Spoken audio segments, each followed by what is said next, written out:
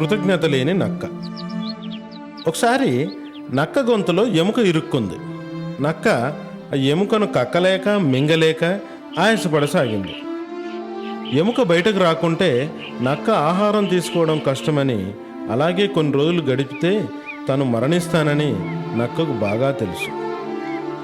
అప్పుడు అది ఓ కొంగ ఇంటిని చేరుకుంది. కొంగతో ఇలా అంది, కొంగ బావా, దయచేసి నాకు సాయం చేయవా? నీ పొడుగాడి ముక్కు నా గొంతులోకి వెళ్ళగలదు. గొంతులో ఇరుక్కుపోయిన ఎముకను బయటకు తీ, నీకు నేను మంచి బహుమతి ఇస్తాను అని నమ్మబలికింది. నక్క గొంతును పూర్తిగా తెరచి ఉంచింది. దయగల కొంగ అతని మాటలు నమ్మింది. కొంగ తన పొడవాటి ముక్కుతో నక్క గొంతుకులోని ఎముకను తీసివేసింది. అప్పుడు కొంగ నక్కతో ఇలా అంది, నేను గొంతులో ఎముకను తీసివేశాను, నాకిస్తానన్న బహుమతి నువ్వు అని అంది. నక్క, బహుమత? ఎలాంటి బహుమతి? నీతో నేను ఏ వాగ్దానం చేసిన జ్ఞాపకం లేదే అంటూ ఎంచక్క నక్క వెనక్కి తిరిగి వెళ్ళిపోయింది.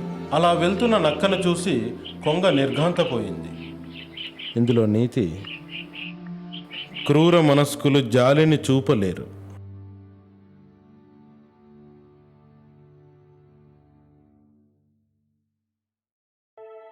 నదిలో కుక్క.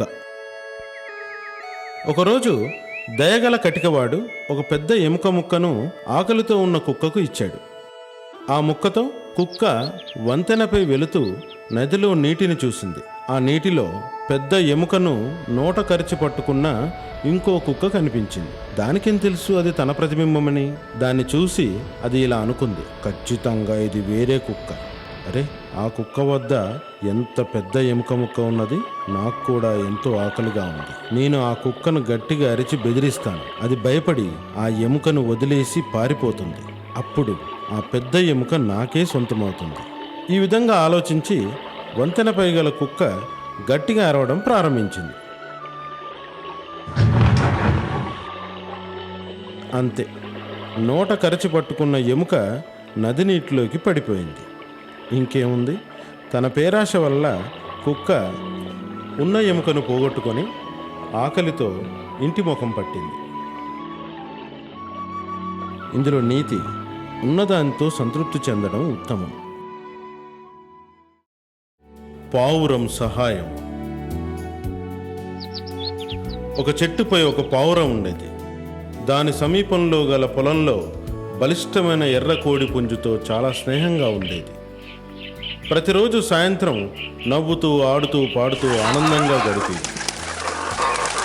ఒకరోజు ఆకలితో ఉన్న తోడేలు పొలంలోకి వచ్చి బలిష్టమైన ఎర్ర కోడి పుంజును చటుకున సంచిలో వేసుకుని బయలుదేరింది. కోడిపుంజు తనను ఎవరైనా కాపాడుతారని గట్టిగా అరుస్తూ ఉంది. చెట్టుపై కూర్చున్న పావురము ఇదంతా గమనిస్తూ ఉంది. ఎలాగైనా తన మిత్రుణ్ణి కాపాడాలని ఒక ఉపాయాన్ని ఆలోచించింది. అది తోడేలును అనుసరిస్తూ వెళ్ళసాగింది. అలా వెళ్తూ వెళ్తూ వెళ్తూ వెళ్తూ కొంత దూరం వెళ్ళాక తోడేలు ముందే తనకేదో దెబ్బ తగిలినట్టుగా సడన్గా కుప్పకూలిపోయి చనిపోయినట్టుగా పడిపోయింది. అది చూసిన తోడేలు ఆశ్చర్యంగా అడుగులో అడుగు వేసుకుంటూ దాని దగ్గరగా వచ్చి అది చనిపోయిందని నిర్ధారించుకొని సంతోషంగా మనసులో ఇలా అనుకుంది, ఈరోజు ఎంత శుభదినం! నా సంచిలో నోరూరించే కోడిపుంజు, ఎదురుగ్గా కండబట్టిన పావురం. ఆహా, నా మధ్యాహ్న భోజనం ఇంకాస్త రుచికరమవుతుంది అని ఆలోచిస్తూ తోడేలు సంచిని నేలపై ఉంచింది.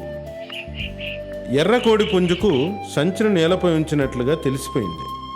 అది సంచిలో నుండి బయటికి రావడానికి ప్రయత్నం చేయసాగింది. ఈలోగా తోడేలు మెల్లగా చచ్చిన పావురం దగ్గరకు వెళ్ళి దాన్ని తీసుకోవడానికి వంగింది. ఆ క్షణంలో వేగంగా తుర్రుమని పావురం ఎగిరిపోయింది. ఈ కాస్త సమయంలో సంచి నుండి ఎర్రకోడి పుంజు బయటకు వచ్చి దాని స్థానంలో ఒక రాయిని ఉంచి చెట్ల మధ్యలో దాక్కుంది. ఎగిరిపోయిన పావురాన్ని చూసిన తోడేలు నిరాశతో వెనుదిరిగి, పోనీలే, భోజనానికి నా వద్ద కోడిపుంజు ఉంది కదా అనుకుంటూ సంచిని తీసుకొని ఇంటి వైపుగా బయలుదేరింది. ఇంటికి చేరగానే సంచిని విప్పి చూస్తే కోడిపుంజుకు బదులుగా రాయి ఉండడాన్ని చూసింది. నిరాశగా దిగులు పడింది.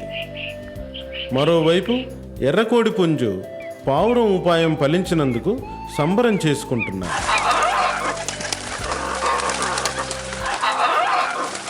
ఇందులో నీతి, భుజబలంతో గెలవలేని దాన్ని బుద్ధిబలంతో గెలవగలం.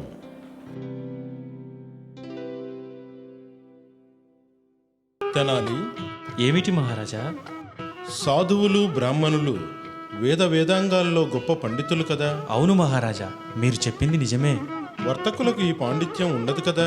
అవును, అది కూడా నిజమే మహారాజా.